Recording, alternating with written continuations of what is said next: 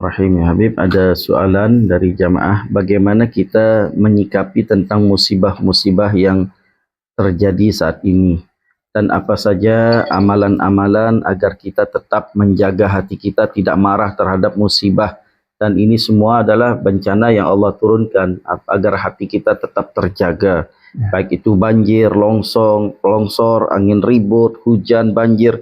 Semua ini memang Allah yang turunkan. Bagaimana menjaga hati dan amalan supaya kita tetap terjaga ya. Ya, bismillahirrahmanirrahim. Alhamdulillahirabbil alamin. Allahumma shalli ala sayyidina Muhammad wa ala sayyidina Muhammad ya sayyidi ya Rasulullah ya sayyidi ya Habibullah.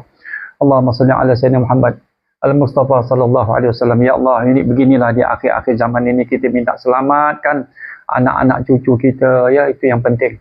Kita berikan mereka didikan agama yang sekuat-kuat.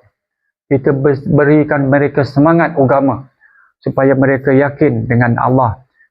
Mereka kenal siapa itu Allah Subhanahu Wa Taala. Jadi apabila terjadi ya musibah, apa-apa juga ujian Allah Taala ya di alam dunia hari ini, di mana-mana, di Singapura, di Malaysia, di Indonesia dan di negara lain lah ya. Kita tak mau sebut-sebutlah. Jadi kita biarlah faham apa juga kejadian yang berlaku pada hari ini. Ini satu ibtila min Allah Subhanahu Wa Taala. Ada imtihan min Allah Subhanahu Wa Taala. Jadi yang bagusnya apa? Kita jangan ada sifat yang marah. Ini sifat marah, ini sifat syaitan sebenarnya. Jadi kita jauhkanlah sifat-sifat yang marah tak tentu pasal ini. Kita disuruh berdoa. Apabila kita berhadapan dengan musibah yang sebenarnya, pertama kita mesti berdoa. Ud'u Allah wa antum muqinuna bil ijabah. Kita mesti yakin dalam doa kita, ya Allah, tolonglah, angkatkanlah musibah ini, angkatkanlah segala kesusahan ini. Kita berdoa, doa. Percayalah, doa itu ibadat.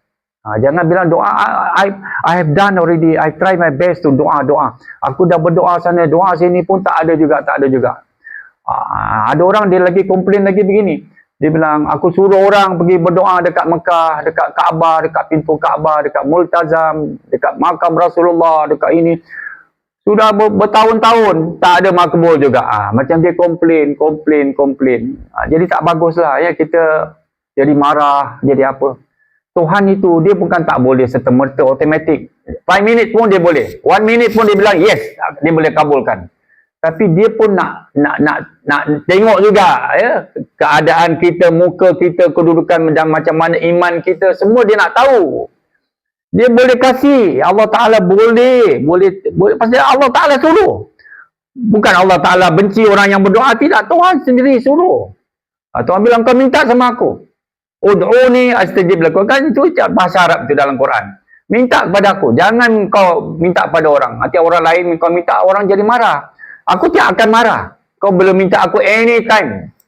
Especially waktu malam. Waktu siap qiyamul lail, kau minta one by one sama aku. Itu Tuhan bilang.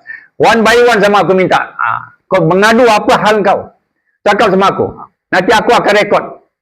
Jadi Tuhan ni nak perkenankan macam-macam cara lah. Macam-macam cara. Kadang-kadang automatik dapat. Nasib. Jadi kita jangan sangka buruk kepada Allah Ta'ala. Kita mesti nak betul-betul niat yang baik, percaya yang Allah tu melihat. Dia ada. Dia mendengar. Dia bukan tidak mendengar. Dia ada. Jadi kita mesti ada yakin dengan Allah Ta'ala. Kita mesti bilang, insya-Allah doa ini akan dikabulkan oleh Allah Ta'ala. Mari kita berdoa. Sabar. Mudah-mudahan nanti Allah Ta'ala datangkan malaikat untuk membawa segala doa-doa kita niat ke atas langit. Jadi kita mesti yakin. Kedua, dah berdoa. Dan kedua, kita apabila berhadapan dengan musibah ini ya, dalam kitab-kitab ada mengatakan irfa ra'saka ila sama. Mana kita angkat muka kita ke langit gitu. Angkat dan banyak-banyak istighfar. Bilang astagfirullahalazim. Tengok atas. Ataupun tengok kiblat kita depan. Jangan tengok muka orang gitu. Jangan tengok muka orang. Kita tengok depan. Kita baca Astaghfirullahalazim alladzi la ilaha illa huwal hayyul qayyum, baca itu. Dan kita baca lagi sekarang kan tersibar sayyidul istighfar. Allahumma anta rabbi la ilaha illa anta khalaqtani wa ana 'abduka sampai akhir. Baca itu. Itu semua kita betul-betul pengakuan nak minta ampun dengan Tuhan. Jadi kita mesti ada yakin tu. Kita baca istighfar pun kita yakin pasal apa? Kita nak declare ni sekarang. segala pun, ya Allah tolong aku banyak dosa, aku banyak sombong, aku banyak ini semua ini, tolong kau hilangkan semua ini. Melalui istighfar.